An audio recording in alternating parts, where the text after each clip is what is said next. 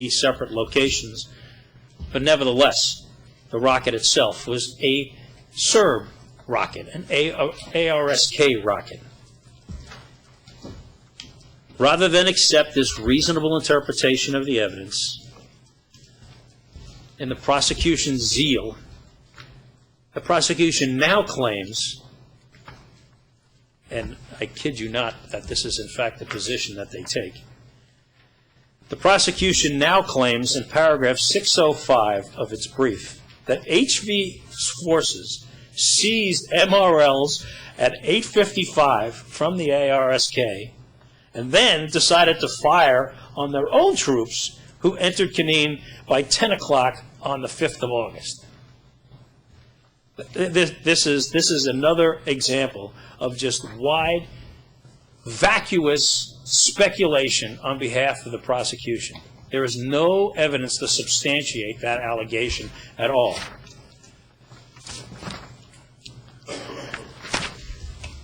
Next. During Mr. Russo's presentation, he sweepingly dismissed accepted military doctrine as jargon and failed to apply the doctrine into evidence. This is because, in our brief at paragraphs 235 and to 250, we've established that the use of artillery during Operation Storm was consistent with accepted military doctrine. One example of how the prosecuted dismissal of the military doctrine leads to an erroneous conclusion is the argument that is made by the prosecution that General Gotovina somehow deviated from the HV staff directive on 26 June of 1995 following the Brioni meeting on the 31st of July. Our brief discusses this in paragraphs 189 to 235. The position of the prosecution demonstrates a serious misapprehension of the chain of command at a strategic, operational, and a tactical level. The prosecution's argument is based on the fact that there are additional targets and names of towns in General Gotovina's attack order. Well, of course there would be. When the main staff issues an order, they do so at a strategic level. When it goes down to the operational level, at the General Gotovina level, additional targeting takes place. That targeting focuses on the strategic targets, as outlined by the HV staff, and then the operational targets, as developed by a military district commander and his subordinates in the field. As they move down, of course, there are additional targets as we move through these three levels. The targets discussed by Mr. Reichich during his testimony, be they in Canine or any other towns discussed, were at the operational level. In addition, as I mentioned, to the strategic and operational targets, the subordinate HV units, in responding to matters during the course of the trial, had tactical targets that they were able to engage as the circumstances developed during battle. A simple proposition as the battle unfolds, that targets develop over time. The Gotovina defense previously presented this issue to the chamber through D 1459 and D 1460, where we took the Yagata chart, for instance, and overlay it on Bankovats to show the targeting of not only the operational targets, but any number of tactical targets in and around Bankovats. And in the interest of time, I just offered the trial chamber those sites to explain how the development will transpire from the strategic to the operational to the tactical level. None of the slides shown to you by Mr. Russo relating to the shelling in Canine, Bankovats, Obervats, and Gradschatz account for tactical targets at all. In addition to the misunderstanding of military doctrine, the prosecution misunderstands the significance of documents in the effort to support their argument. For instance, Mr. Russo relied on P2338, which is a coded infantry map, to support its argument in paragraphs 594 to 605 of its brief that MRLs were directed against civilian areas. They overlooked the explanation by Mr. Reichich, who directly refuted this position at page 16,554, lines 11 through 18, where he explained, I also have additional sites in that, it's 16,554, lines 8 to 16,556, line 9. He explained that P338 was a coded infantry map used for communications and general reference points.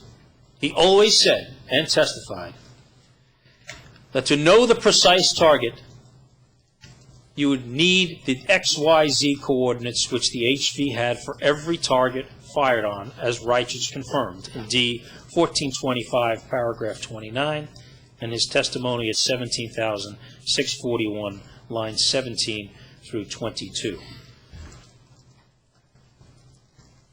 As you saw in the visual aid presented by Mr. Russo, and if we can turn this,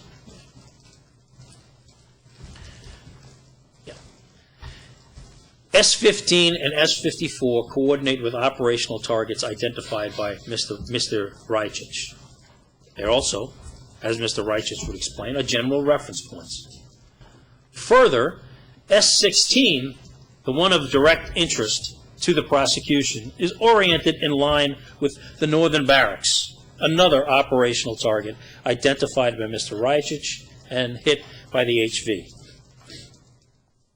In paragraph 601 of its brief, the prosecution attempts to corroborate their interpretation of P2338 by asserting that Mr. Hill found a rocket at General Ferrand's residence, which he located being inside S-16. This can be viewed by the next slide presented by Mr. Russo, and this is an overlay of S-16 with the identification by Hill of Ferrand's residence. Mr. Kegel, Yes. could I just see, would you please explain what you exactly meant by is oriented in line with? That is a I will phrase explain that. which was not If we can go back entirely to that. clear to me. Yes. If we see the S-16, S-16, and I will explain this further, is on a line of fire going into the Northern Barracks. Could it be turned in such a way Yes, that we have if we can. kneen on top, the word kneen, We turn- to rotate? We can. I think it's. Yes. Yes, I think that was right. That was right. Yes. If we see over in the lower left-hand corner there, Judge, that's the Northern Barracks, Yes. and it's oriented on fire there.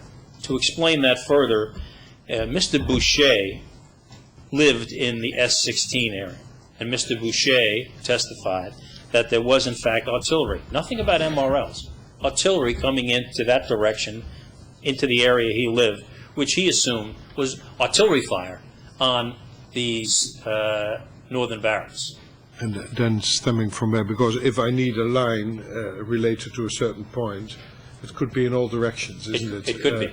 But I just offer you, Mr. President, the testimony of the witnesses that we have, Mr. Boucher saying that he lived in S-16, that he had artillery fire, and that he assumed that fire going in towards the Senyak Barracks, mentioning nothing about multi-barrel rocket launchers. thank you. Please proceed. Sorry to interrupt you. No problem, Mr. President. If we can go back to the other chart, in an attempt to support their position, they note that Mr. Hill allegedly found a rocket in this area, in the area which he identified where General Ferrand lived. Now, the first thing we know about this is the rocket identified by Mr. Hill at 3,755, lines 8 to 9, didn't match the specifications of any HV rocket in use during Operation Storm. Second, what the prosecution doesn't show you is that Mr. Hill was incorrect about the location of General Ferrand's residence. Now, Mr. Hill testified before General Ferrand. This map was never shown to General Ferrand to accurately assess, did he in fact live at that location? The subject, however, did come up with Mr. Dawes. On page 5 and 6 of his witness statement, P980, Mr. Dawes testified that in his second trip into Canine, he went into a residential neighborhood by Ferrand's residence. You will see from the next slide, which is P586, that, D856, my apologies, from D856, that the area identified by Mr. Dawes as the location of General Ferrand's residence is different than the one offered by Mr. Hill. Further, as I noted, prosecution witness Boucher did live in the area of S16, which can be seen in Exhibit P1179. And although Mr. Boucher testified to artillery fire coming into that area in the direction towards the northern barracks, as I noted, he mentioned nothing about the MRLs. Finally, the defense notes that P2338 contains dozens and dozens of circles. Why? Because this is a map that is used for communications and general reference points by infantry. If the prosecution's position is correct, we submit to you that these circles and artillery fire into all of these circles would have been mentioned in any number of other diaries at an operation and certainly at a tactical level. They were not. Mr. President, I note it's 10:30. I'm about to go into another aspect of this, but it is going to take a couple of minutes. I leave it to you whether you want to take those minutes, couple of minutes now, or whether you would prefer to have a break first and then to resume at 5 minutes to 11. I think it's probably best to go through 5 minutes to 11. I just looked at it. It's a little bit more than a couple of minutes. I don't want to be misleading, but I don't want to overstate either. We'll have a break and we'll resume at 5 minutes to 11 sharp. All rise. PKW.